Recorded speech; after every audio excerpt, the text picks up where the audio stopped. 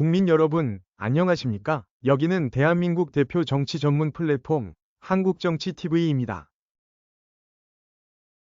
최근 한동훈 전 국민의힘 대표는 국민의힘 대통령 후보 경선에 출마했습니다. 그리고 4월 14일 국내 언론 매체 중 하나인 조선일보와 인터뷰를 했습니다. 이날 인터뷰는 서울시 중구에 있는 조선일보 본사에서 이뤄졌습니다. 이 자리에 한동훈 전 대표는 정장을 입고 나왔습니다. 이 정장은 지난해 12월 3일 비상계엄 선포 직후에 국회에서 국민의힘 의원들에게 계엄 해제 요구안 표결 참여를 독려할 때 입었던 것입니다. 이날 한동훈 전 대표는 비상계엄을 막는 것이 보수가 사는 길이었다고 말했습니다. 다음은 이날 한동훈 전 대표가 조선일보와 한 인터뷰 중 주요 내용을 발췌해서 재구성한 것입니다. 이번 대선의 시대 정신은 무엇이라고 생각하십니까? 윤석열 전 대통령과 이재명 전 민주당 대표 양쪽을 다 극복해야 합니다. 시대 교체라고 생각합니다. 1987년 헌법 이후 한국 정치는 서로 싸우면서도 탄핵만큼은 자제해왔습니다. 그런데 지금 한국 정치에서는 그런 자제력이 깨졌습니다. 이걸 막지 못하면 대한민국의 미래가 없습니다. 이재명 전 민주당 대표는 왜 대통령이 되면 안 된다는 것입니까? 이재명 전 민주당 대표는 극도로 공적 마인드가 없는 삶을 살아왔습니다. 실제로 경기지사 시절 법인카드를 유용했다는 혐의를 받고 있습니다. 또 자기 범죄의 처벌을 막기 위해 위헌법률 심판을 동원했습니다.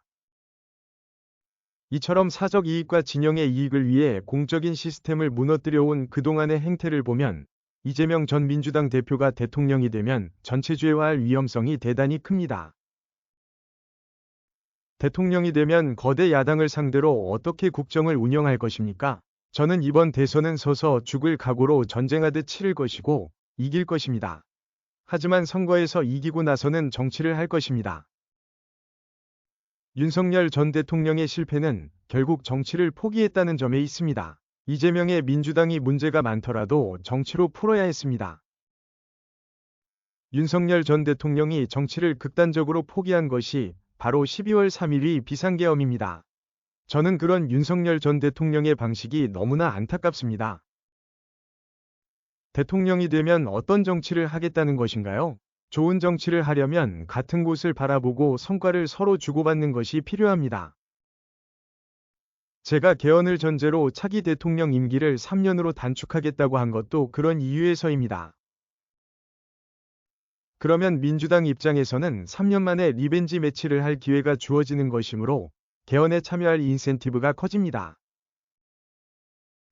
또한 87체제의 종언뿐만 아니라 인공지능 전환 혁명도 있습니다. 앞으로 3년에서 5년 사이에 범용 인공지능 시대가 온다고 합니다. 우리는 그걸 제대로 해야 할 임무가 있는 세대입니다. 인공지능 전환 혁명을 정부가 주도할 수 있겠습니까? 산업혁명 때만 보더라도 민간 영역에서 증기기관이 나왔습니다. 하지만 그걸 정치가 제대로 밀어준 나라만 산업화에 성공했습니다. 그래서 인공지능 전환 혁명에 우리가 올라타야 합니다.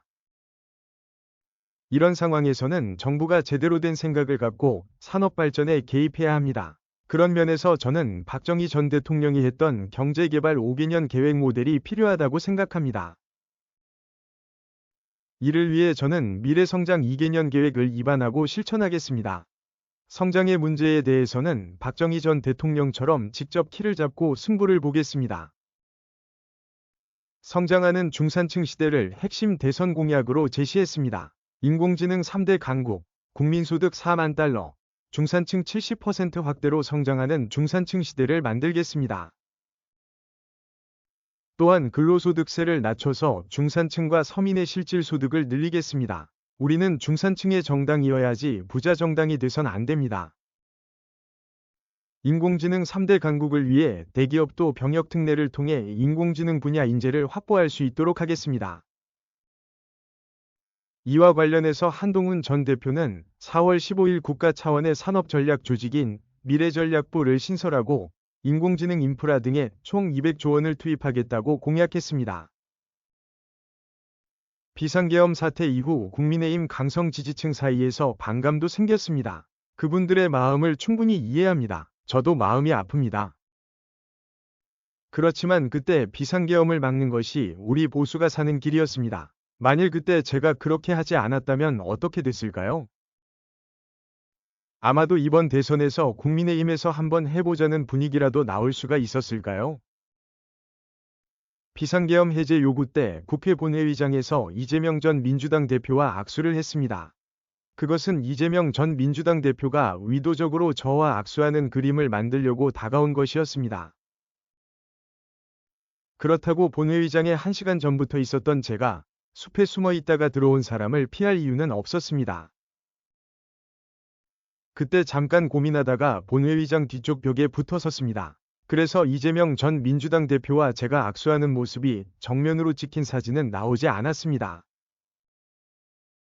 그날 밤 이후 이재명 전 민주당 대표가 저에게 전화를 많이 했지만 받지 않았습니다. 제가 뭘 하더라도 대화를 하는 순간 왜곡하겠구나 하는 생각이 들었습니다. 그날 비상계엄을 막은 것은 제가 민주주의자이기 때문입니다. 그렇지만 이걸 야당과 같이 하는 모습을 보이는 것은 맞지 않는다고 생각했습니다. 윤석열 전 대통령과의 갈등을 원만하게 풀 수는 없었습니까? 물론 저도 그런 시도를 충분히 했지만 되지 않았습니다. 그리고 갈등 해결이 왜 안 됐는지에 대해서는 이제 아시지 않습니까? 윤석열 전 대통령께서 갈등 해소가 어려운 분이라는 건 아시지 않습니까? 김건희 여사, 명태균, 이종석, 황상무 관련 이슈는 나중에 정권을 위험하게 만들 문제였습니다. 그런 문제들을 물밑으로 얘기해서 안 되니 형님, 알았습니다 하고 끝내야 했을까요? 그런 선택을 하면 저는 편하지만 우리 보수와 나라가 어려워집니다. 국민의힘 안팎에서 한덕수 차출론이 나오고 있습니다. 지금 당이 선거에서 이기는 게 우선입니다. 그러니 외부에서 중요한 분을 모시는 것은 좋습니다. 하지만 경선에 참여해야 합니다. 누가 보더라도 아주 기본적인 공정성의 문제고 국민 보기에도 이상합니다. 지금은 국민의힘의 시간입니다. 이렇게 뜨거운 시기에 차출론을 얘기하는 것은 해당 행위이고 패배주의입니다. 한국정치TV는 국내 최초로 탄생한 중립적, 객관적, 과학적, 불편부당한 독립정치 미디어입니다. 여러분의 구독과 알림, 자발적인 후원은 채널의 제작과 운영에 큰 힘이 됩니다.